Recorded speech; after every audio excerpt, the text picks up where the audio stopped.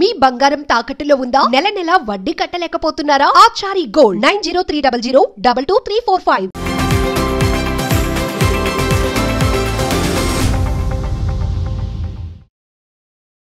ప్రముఖ యాంకర్ సుమ భర్తకు రాజీవ్ కనకాలకు రాచకొండ పోలీసులు నోటీసులు జారీ చేసినటువంటి అంశాలు మనకి ఇక్కడ కనిపిస్తున్నాయి. ఎల్బీ నగర్ కి చెందినటువంటి ఒక వివాదాస్పద ఫ్లాట్ కి విక్రయించే క్రమంలో అందులో అంశంలో భాగంగా ఆయనకి నోటీసులు ఇచ్చినట్టుగా తెలుస్తుంది.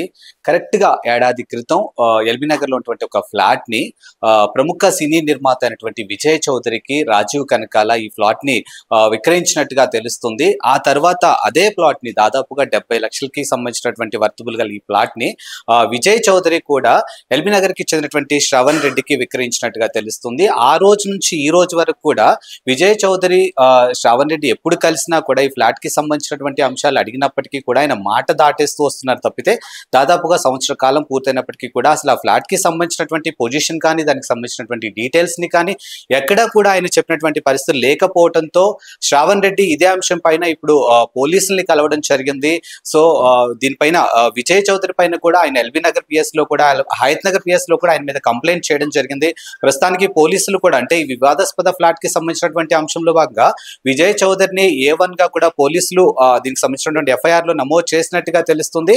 అందులో భాగంగానే ప్రస్తుతానికి రాచకొండ పోలీసులు ప్రముఖ యాంకర్ సుమ ఇంటికి చేరుకొని ఆమె భర్త రాజీవ్ కనకాలకు నోటీసులు అందించినట్టుగా తెలుస్తుంది. ఈ ఫ్లాట్ లో భాగస్వామిగా ఒక రాజీవ్ కనకాలే కాదు ఆయన తండ్రి అయినటువంటి దేవదాస్ కనకాల కూడా ఉన్నట్టుగా తెలుస్తోంది.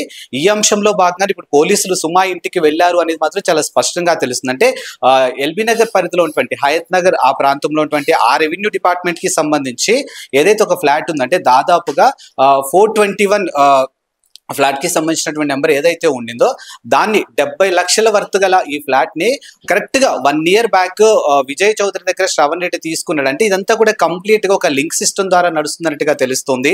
రాజీవ్ కనకాల అమ్మటం, ఆ తర్వాత విజయ్ చౌదరి తీసుకోవటం, విజయ్ చౌదరి నుంచి శ్రవణ్ రెడ్డికి అమ్మటం. బట్ శ్రవణ్ రెడ్డి విషయానికి వస్తే మాత్రానికి దాదాపుగా సంవత్సర కాలం అవుతున్నా కూడా ఈ ఫ్లాట్ ఎక్కడుంది, దాని పొజిషన్ ఏంటి, దానికి ఎంత అంటే ఆయన తిరిగి మళ్ళీ ఆ ఫ్లాట్ ని సేల్ చేసుకోవాలన్నా కూడా దానికి ఎంత వర్తబుల్ ఉంటుంది, ప్రస్తుతానికి అక్కడ ఉన్నటువంటి మార్కెట్ రేట్ ఏంటి, ఇలాంటి ఏ అంశాలు అడిగినా కూడా విజయ్ చౌదరి మాట దాటేస్తూ సంవత్సర కాలం పూర్తి చేశారు.